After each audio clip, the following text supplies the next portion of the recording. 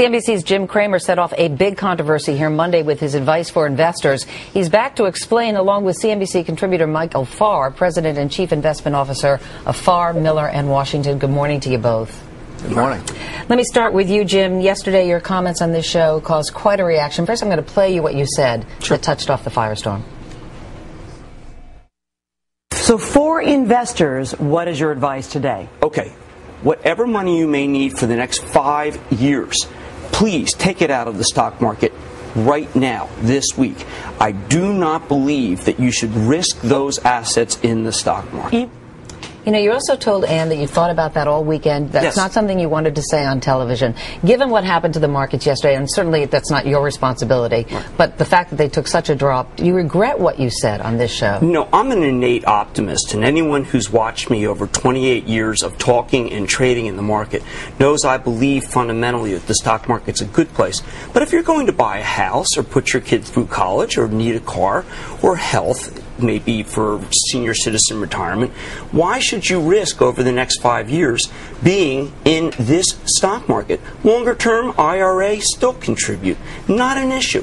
But short term, this is a perilous market, and I'm not so arrogant to think that I affected this market. Believe me, the European markets were down 7 to 9%. But maybe it wasn't what you said so much as maybe the tone of it and the emotion in your voice. I want to read you a couple of emails that are representative of a lot of the emails that we got. This one from Bob S.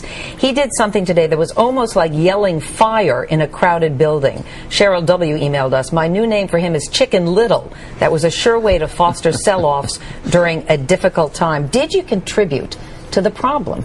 What happens if there is a fire in the building? What happens if there's one raging? Are you saying Should I tell everyone to sit tight? Should I disagree with what I'm doing myself? Should I just tell people, you know what, things are fine because I don't want to take any heat? Sit pat because, you know what, that's an easier call for me to make and everyone will like me? Is that what it's about? But there is maybe a difference between saying there's a fire in the building and setting off widespread panic. Again, another email, Richard F. Our financial system is based largely on trust in the system. And imagine what would happen if everyone listening to your show did what he advised. We would obviously have a total collapse. Do you think I'm causing a collapse? I worked at Goldman Sachs. It almost went out of business. My insurance was with AIG. They did get nationalized. Lehman Brothers is a place I traded with for years. It's disappeared, as has Bear Stearns. I've sold a lot of Fannie Mae and Freddie Mac bonds. They don't exist anymore. That's a national company. I could sit back and say none of this really matters. Everything's fine. Or I can say take some off, ride it out, put it in a savings account that's insured for $250,000. To me, that's safe than sorry. Only in a jittery time would someone who says be safe than sorry be pilloried. I like the stock market. I still recommend defensive stocks. I do one every night on my show. But I think I'm irresponsible if I tell you everything's fine. It just doesn't seem to add up to me. Let me bring in Richard. Richard, are you comfortable with what was said yesterday by Jim on the air? Yeah, Michael, sorry. I'm sorry, Michael. That's quite all right. You know, I've watched Jim for years, and I have enormous respect for him, and what I heard yesterday was a very sincere and thoughtful response after a weekend of thinking. And it shows you, I think, how serious our financial crisis really is. I mean, the system is precarious. A couple of things that did strike me, though, as I heard what he said was short cash that you need in the short term should not be tied up in long-term investments.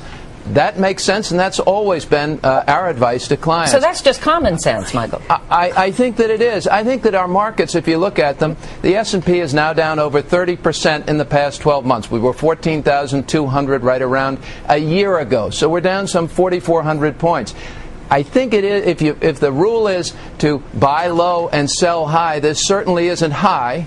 It could certainly go lower, but it's probably a time that it could go lower, but I think you ride it out and you take a look at your shopping list and say, as Warren Buffett is doing right now, and saying, I think there's probably opportunity here for those with the perspective and the details and the willing to do the work and the research to really find good value. You listen to Jim's show and he'll even show you some of those stocks. So part of me thinks that a little bit of Jim was misinterpreted, but long term, I wouldn't be bailing out of this market now. It's too late to bail. I was going to ask you, what about the tax ramifications of selling your stocks now? Well, if you have stocks with a low cost basis and you're going to pay a certain 15% capital gains tax, and then your state or local taxes, gains taxes over and above that, if the market goes down another 10%, possibly, it could, or you're going to pay a certain tax. I think at this point, down 31%, this is when you sort of gut it out and see it through. We went through this in 2000 when it went from 11,100 down to 7,800. That was a 4,000-point drop. We've been through these drops before. This one does feel different. I certainly agree with Jim, but I could be wrong, certainly, about when it's going to turn, when it's going to go up, and because we don't know, the key is to be there for the entire time. Long term, we'll make money here. And again, don't panic. Michael Farr, thank you very much. Jim Cramer, thank you as well. Thank you.